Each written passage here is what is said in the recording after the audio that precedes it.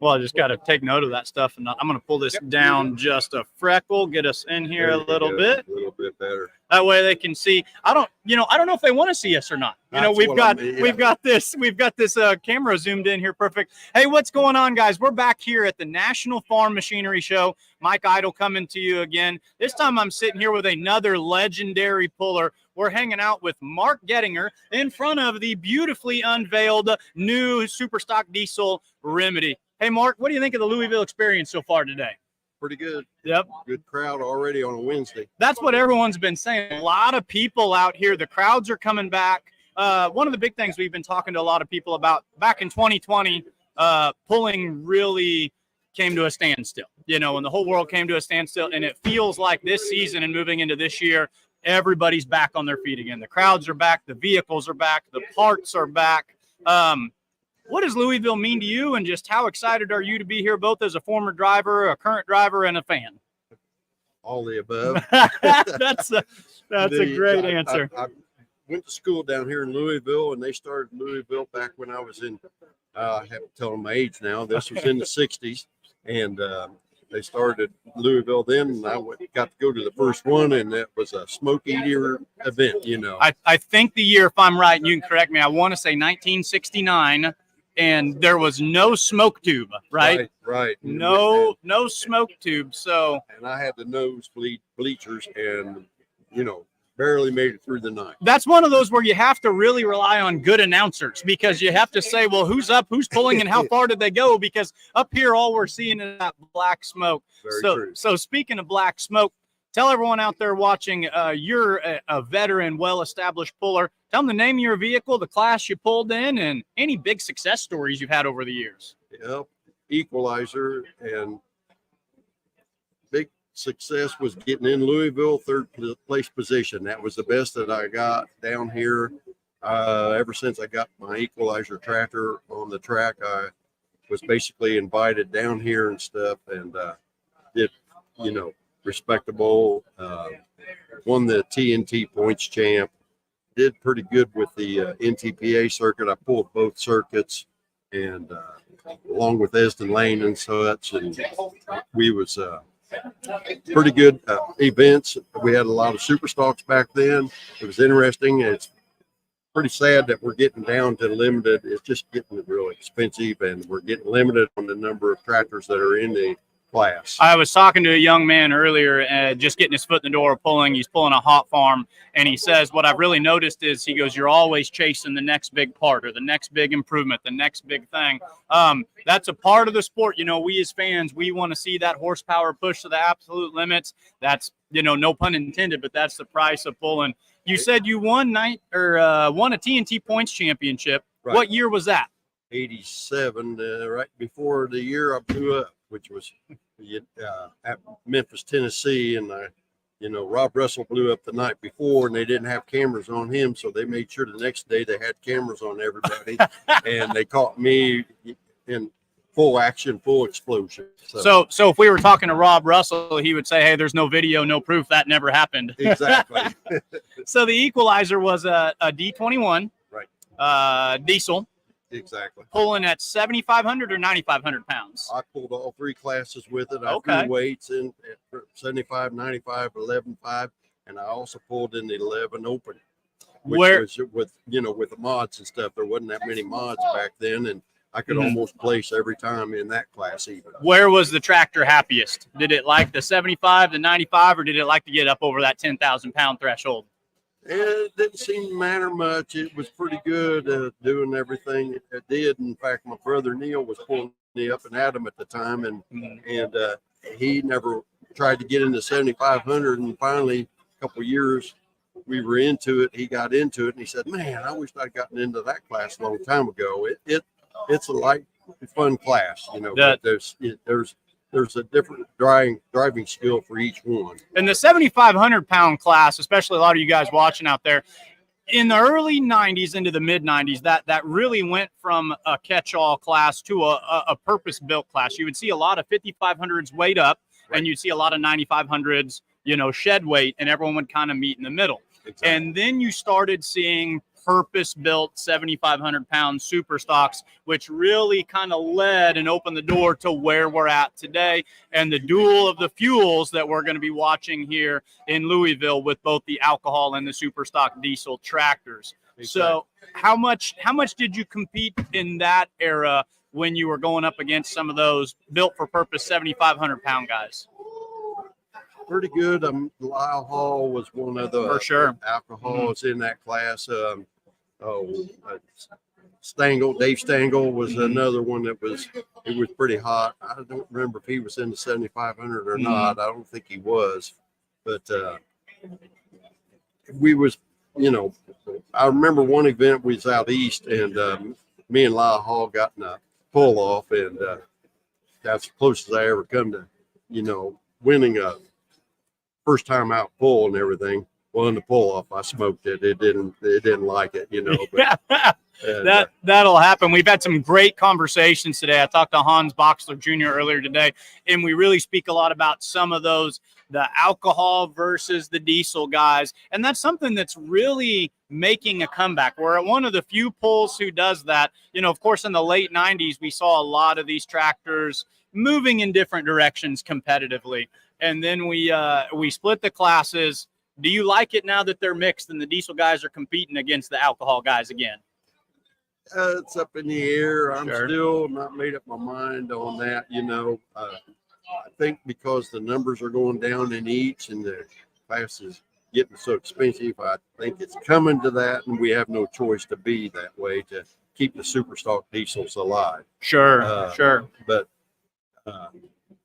there's advantages to both. There's I can see why my brother went to that, and he thought it'd be better and everything. And now that he's in it, he says it's just as much work as it was before. Sure. Exactly. Yeah, absolutely. Well, it's a fun conversation. Let's talk about the three different tractors and the three different getting or pulling vehicles, because we're going to run the big three brands right there.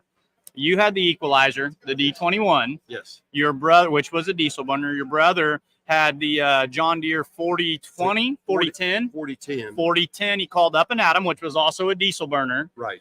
And then we switch over to the lessons learned, where he switches brands and fuels. So exactly. We've kind of seen all three iterations. Now, did that ever cross your mind? Did you ever think about switching from orange or switching from smoke?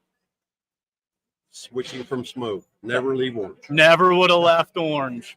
I mean, and I was raised on the farm, of course, Neil, oldest of 7 kids, and had a WD 45 that we farmed with and an old John Deere G.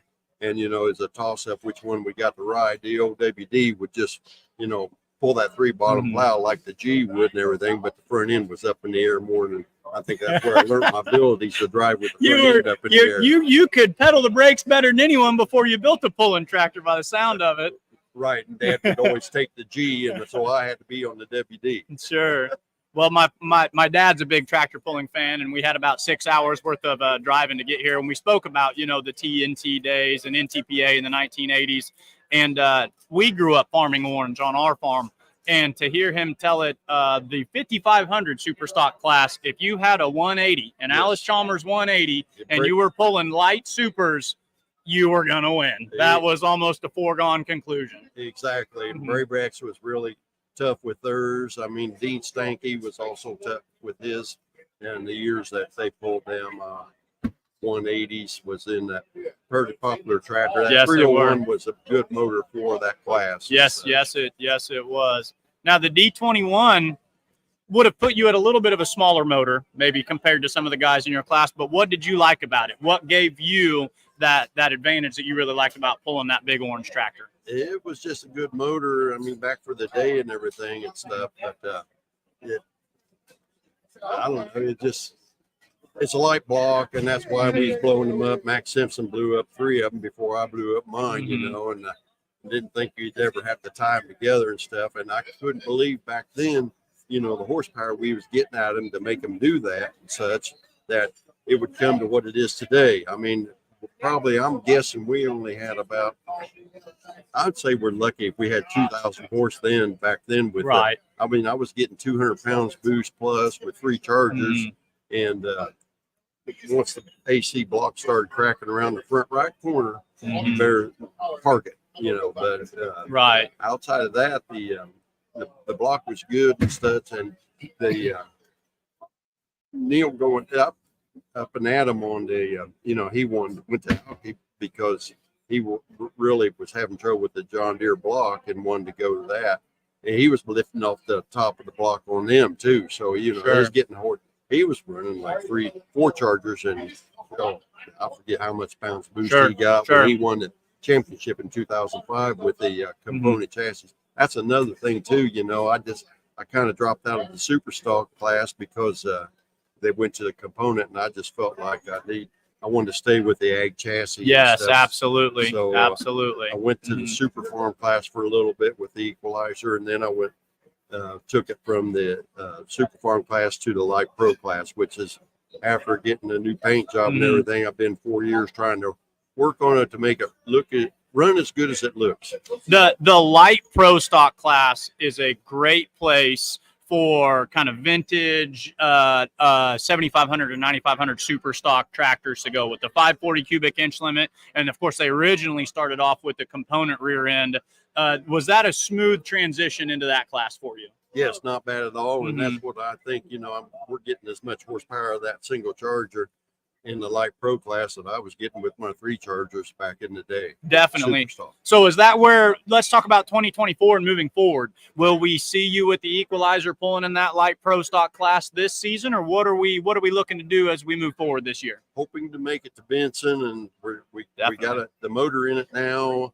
We still got a little ways to go. We got to get the computer hooked up to it and stuff, but was planning last year to come out with it. We had the motor on the dyno twice before pulling season started last year, and then we found out we had a problem with the injectors, and we kept burning pistons on the dyno. Got the numbers we wanted, but just didn't stay together. So definitely, and didn't get the injectors back in time to finish out the year. Well, I could have worked on it, got it going, but other things happened. Mom passed away in April, and so I just kind of parked it and left it to the side. But I'm planning on coming out this year. I don't know how much I'm going to do and stuff. I know my days of traveling all over like I used to is not going to happen. So let's talk about, this should be a fun one here, the Gettinger family. You obviously come from a well-established pulling family. You've got some other family members that are going to be hanging out at the farm show here. So you pull your equalizer. That's a light pro stock now. Your brother has his lessons learned, 8,000 pound super stock on alcohol. And then I guess it would be your niece's husband. He's going to be pulling the full-blown Wicked modified tonight. Here's the question I want to ask you. So a lot of drivers, a lot of vehicles in the family. What's your driving style like compared to your brothers, compared to Doug's, or compared to Renee's?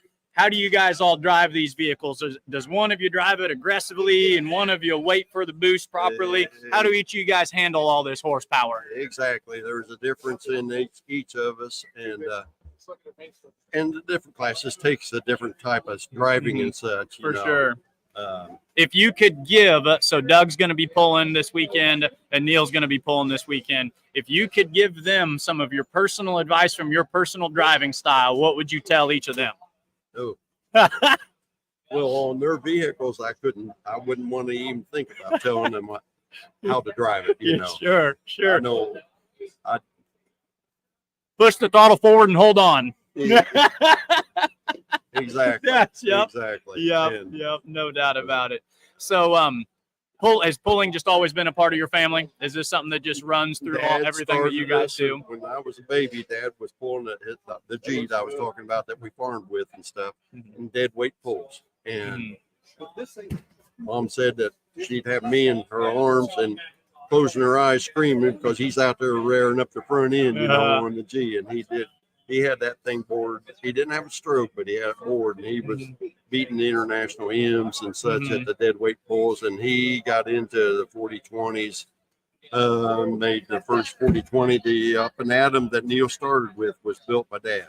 So Dad passed away in 1981, and so Neil took it over after that, and then progressed from that to the component chassis, and which we built the component chassis in my shop, and just we all been a part of it. My brothers and everything. One of my brothers was really involved in it. Helped Dad work on them a lot, and we test trying Top Chef 570 that we had. My brother was on the road with it, and they did something to it. I think they put 2 turbos on it, and he took it for a test drive, which is hardly a no anymore. Yeah. Anyway, it scared him, and front end came up, and he slammed on the brake, and the right brake grabbed and threw him into the ditch, and flipped end over end, dislocated his hip, and he hardly has been back on a pulling tractor since. Wow. And that's on the 570? That was on the Cockshutt? That's a crazy. 570. Did you have it converted to alcohol? Those things loved alcohol. Those 570s did. We still have the 570 and everything, and I thought about that, Sure. Trying to get it into, I think, they got the AGCO blanket. Yep. And it fits into that category. And I thought about trying to put it into the light limited super stock class. Yep. But, yep. It just, that's a fun class too. That allows for some people to get in there with the equipment that they have, and allows for some wrenching and some tinkering. That's a really good one out there for sure. Exactly. Yep. So, well, Mark, is there anybody you want to just say hi to? Any final messages? I know you've been talking very passionately about diesel super stock pulling, and you'd love to see the numbers get back up there. Folks, if you're thinking about getting into truck and tractor pulling, it's incredible. It's wonderful. If you could tell the world something about truck and tractor pulling, what would you tell them? Have a deep pocket. Find some awesome sponsors. Yes.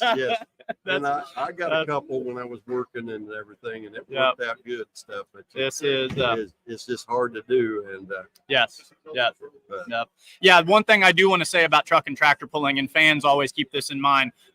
This is not a sport out there where there's for hire, this, that, and the other, and sponsors and whatnot. These drivers oftentimes are building these vehicles, working on these vehicles. They're doing this to put on a show. They're doing this because it's what they love, and they pour their passion into it. The sport's come a long ways in several years. A ton of fun hanging out at the farm show with Mark Gettinger. Mark, what do you think? Doug and Neil going to put it to the track this weekend? Yes.